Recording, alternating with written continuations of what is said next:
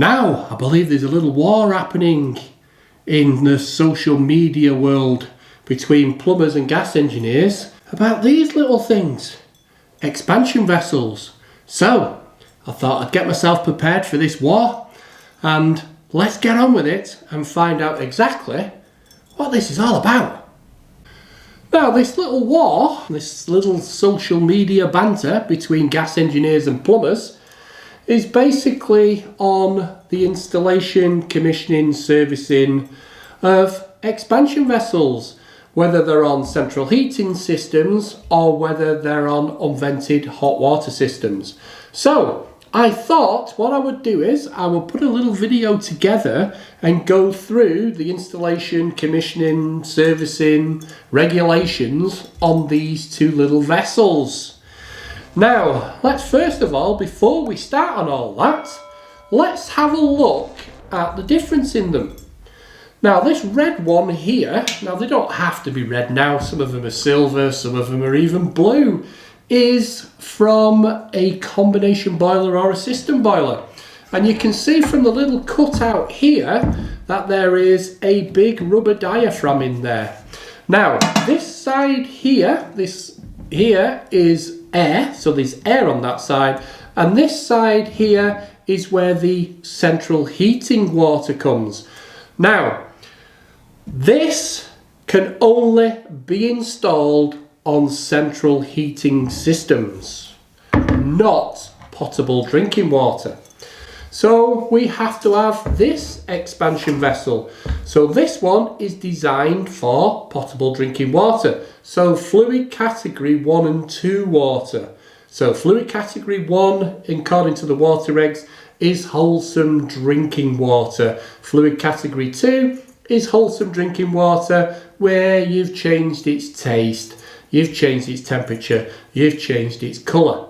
So when you're making a brew and you pour in your water to your tea bag or your coffee, you're turning fluid category 1 water into fluid category 2 by heating it up first, and then when you stick it in the cup, it turns it into a different coloured liquid that you can safely drink. So you can see the difference in here is there is a bladder or a bag in there.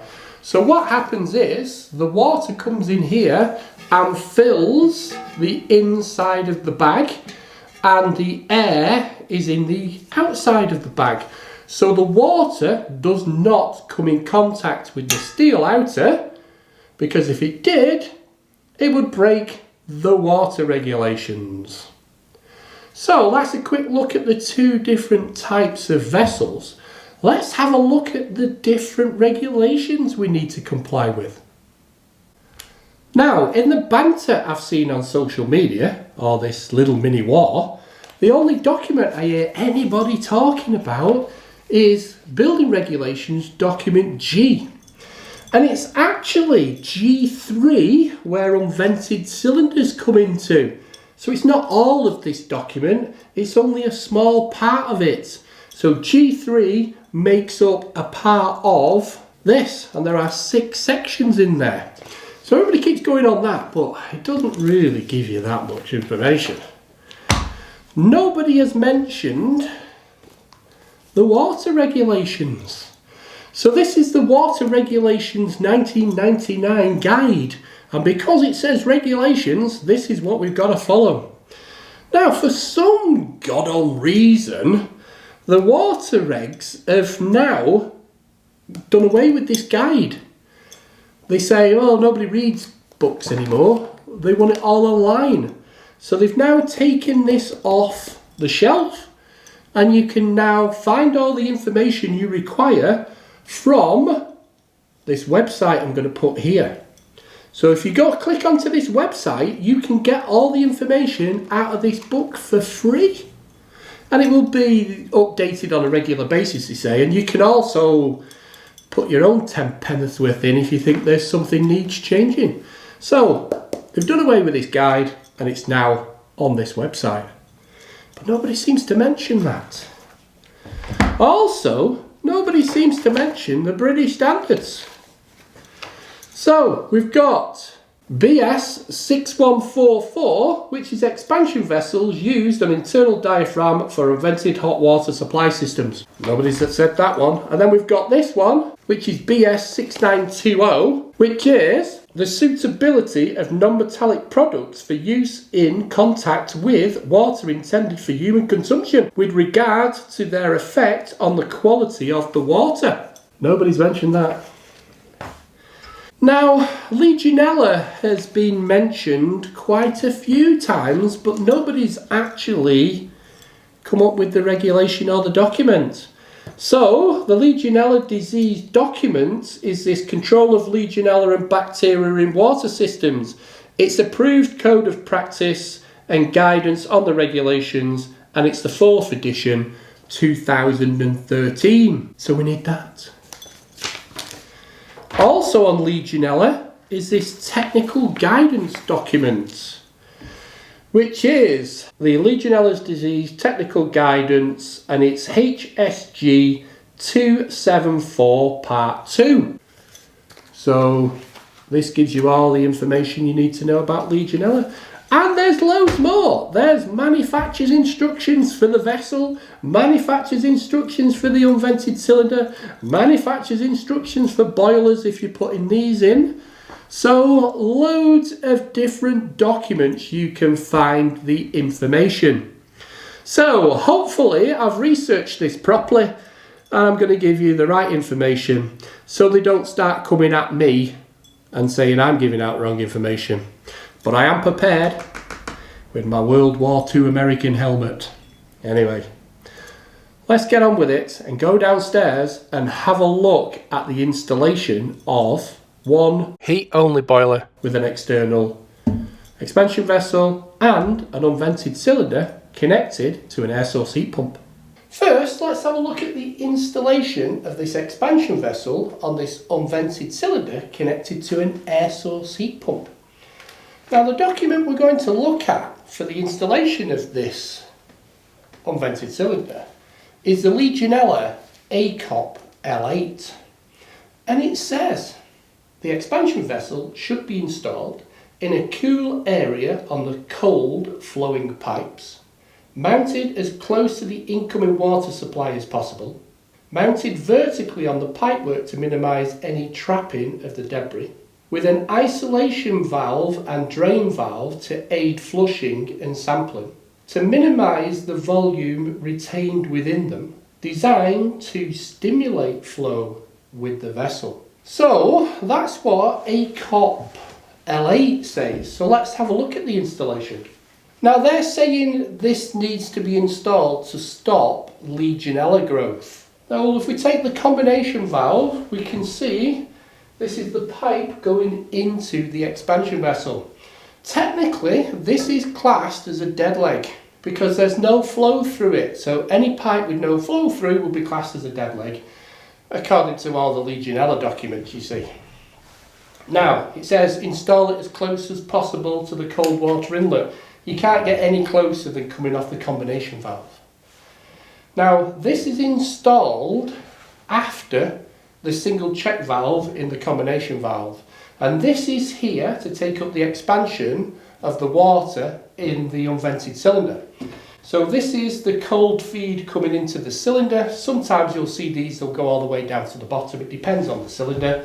So what that'll do is the water will expand up here, and then the expansion will be taken up by the expansion vessel. So it says install it as close as you can to the vanes, which we pretty much put it right over the top of the cylinder. Now it says install an isolation valve and test point. Now this is the isolation and test point installed on this unvented cylinder.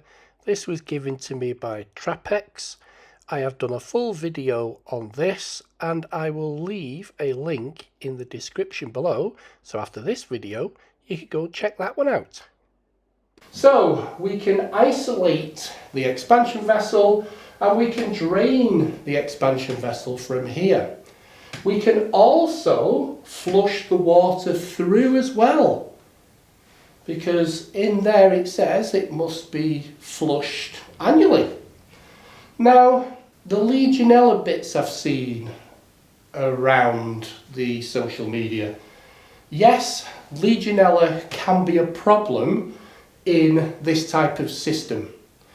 When we look at the central heating system, I will explain about that then. But according to the legionella paperwork, this in domestic situation is classed as low risk.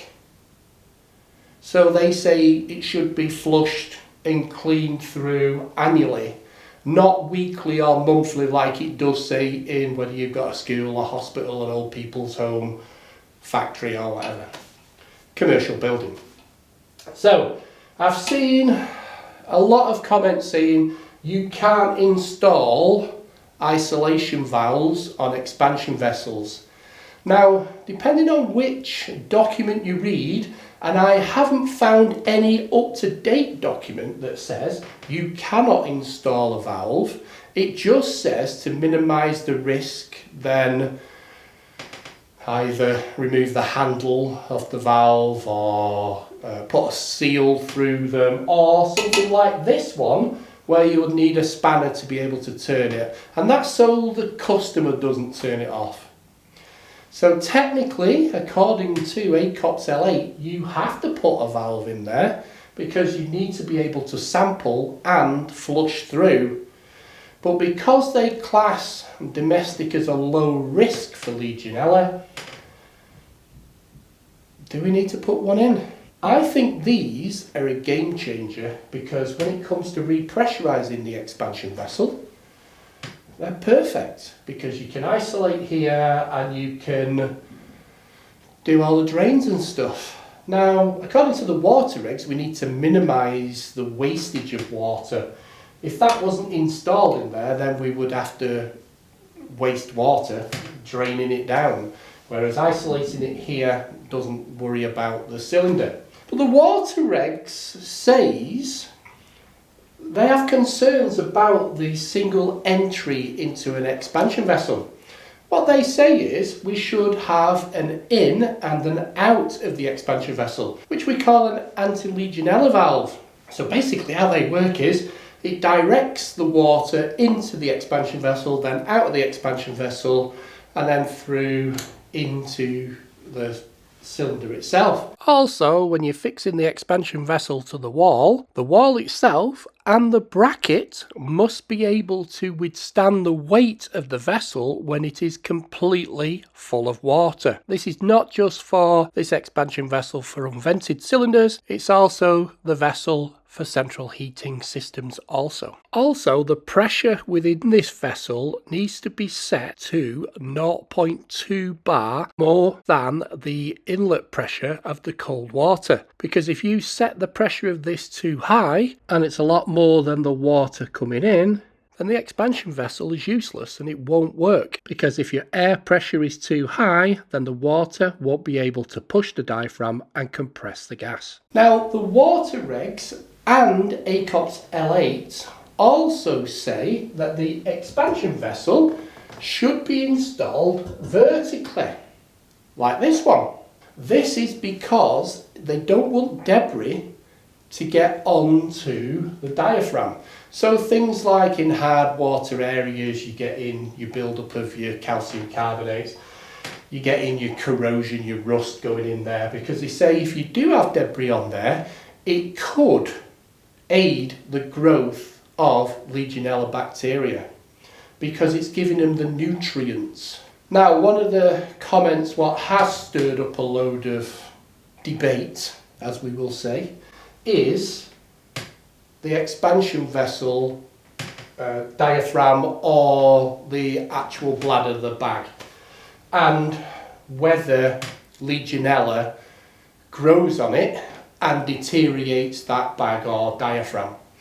Now, I could not find anything anywhere in any of the documents that said that the legionella would eat away at the diaphragm or the bag.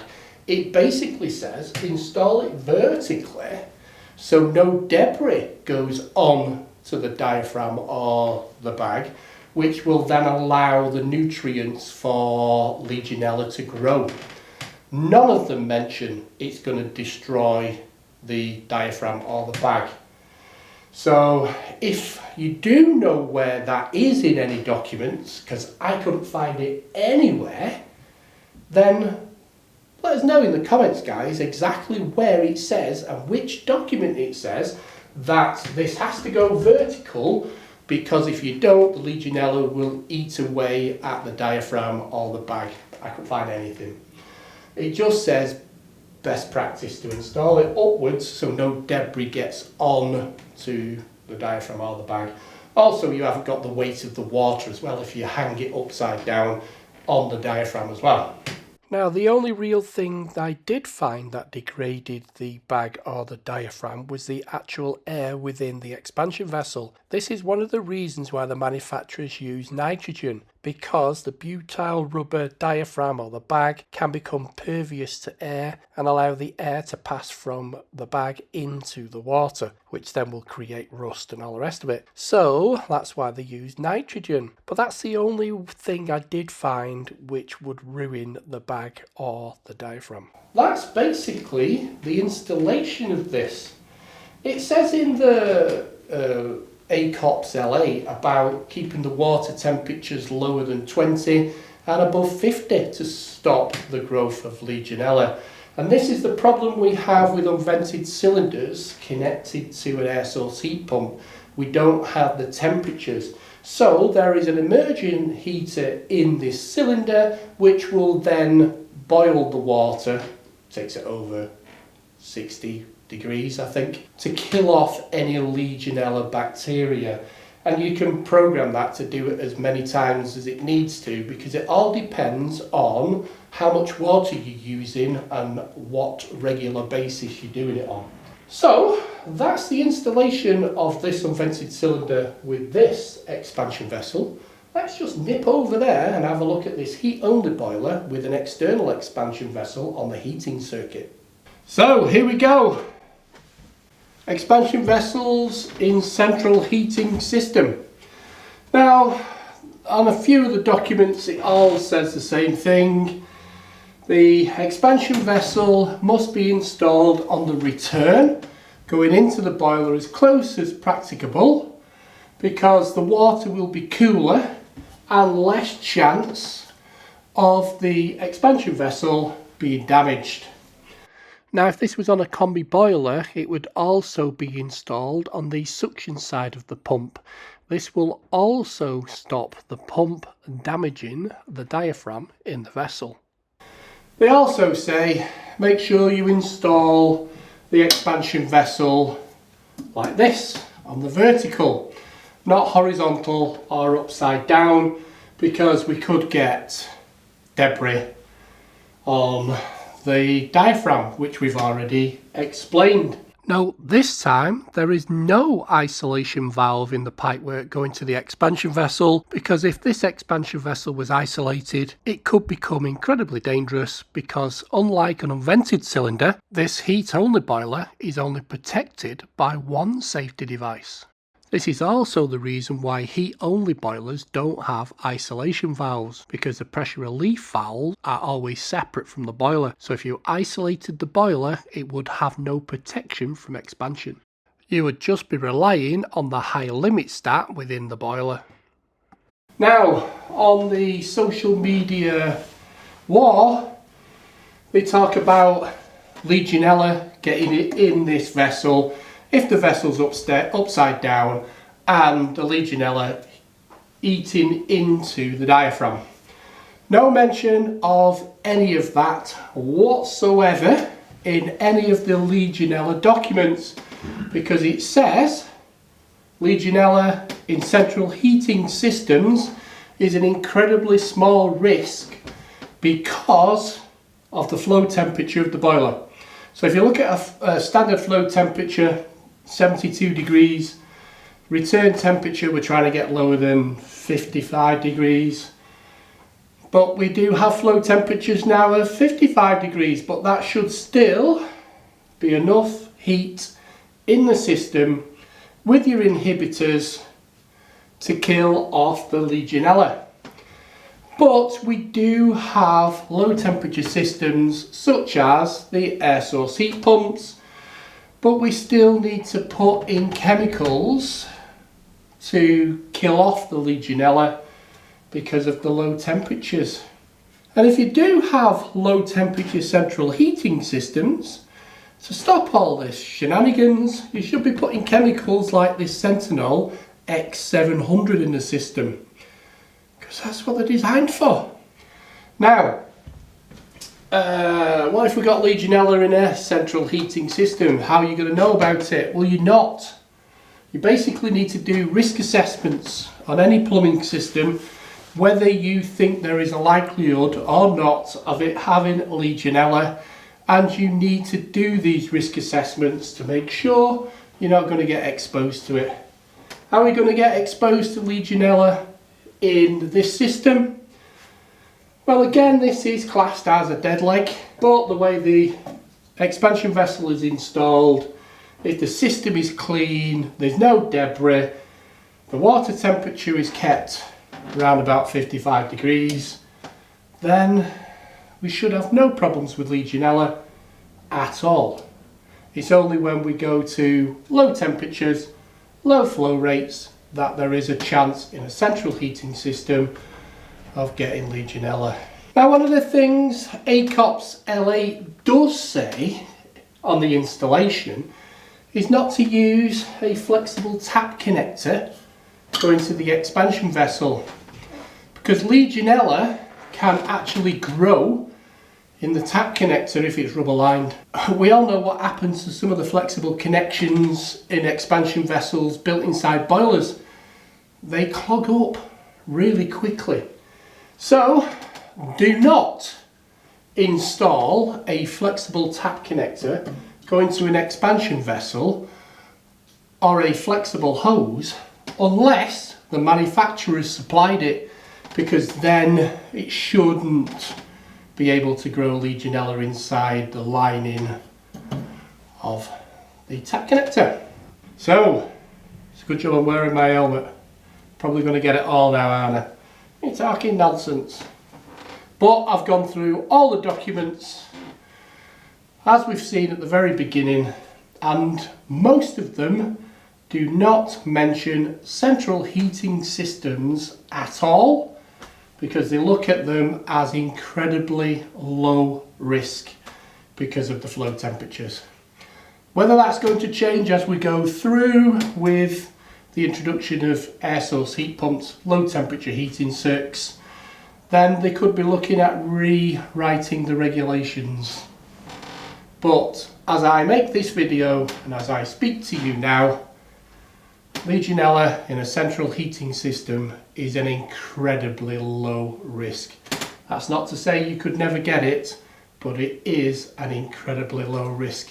I do have a friend who has got legionella, and he got it. He's a plumber, gas engineer. I trained him and taught him a long time ago.